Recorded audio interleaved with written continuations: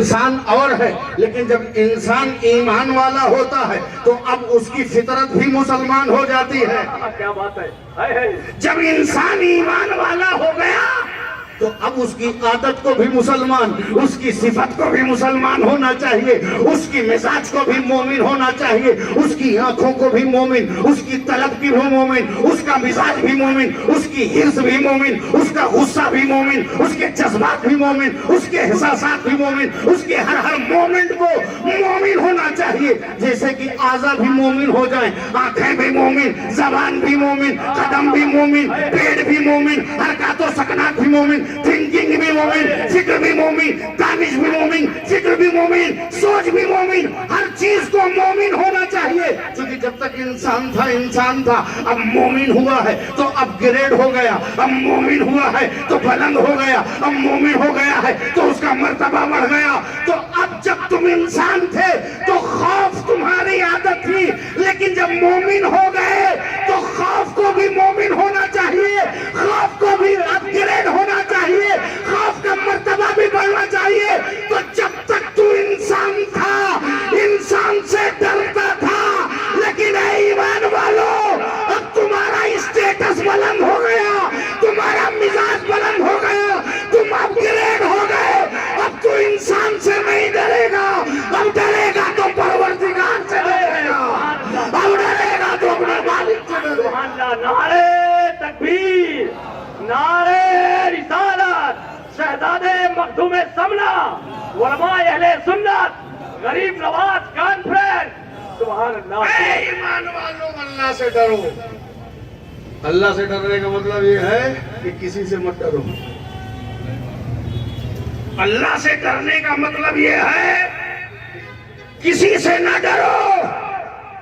یہی پیغام کربلا میں حسین نے دیا، یہی صحابہ نے دیا، یہی اہل بیت نے دیا، یہی میرے خواجہ نے دیا۔ وہ کسی سے نہیں ڈرا، تنہا چلا آیا، نہ ہتھیار ہے نہ ویپن ہے، تنہا ہندوستان آیا اور 90 لاکھ لوگوں کا دل بدل دیا۔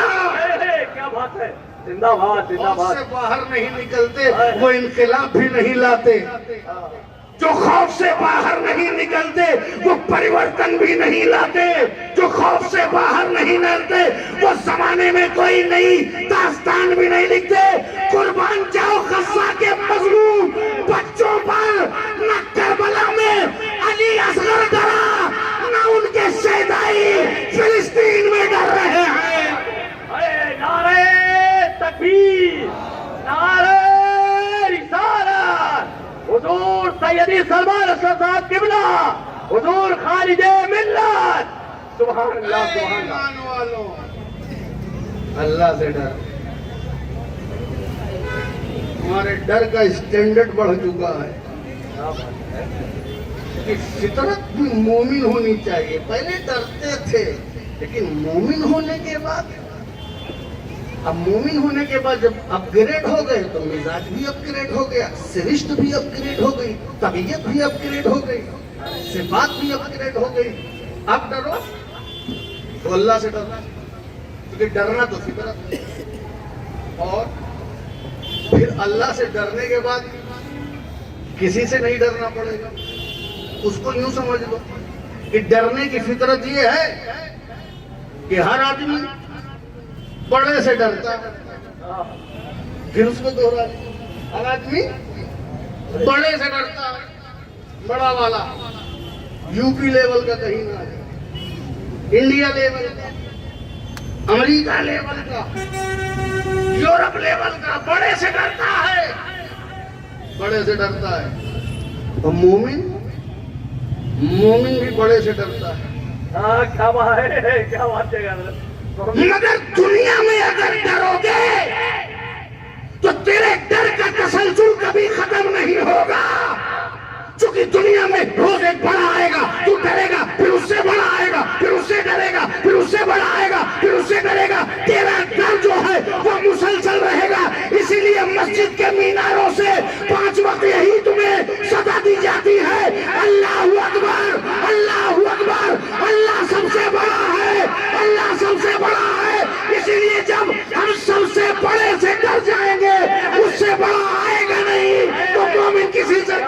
سبحان اللہ سبحان اللہ نعرہ تکبیر نعرہ رسالت سبحان اللہ سبحان اللہ سبحان اللہ سبحان اللہ سبحان اللہ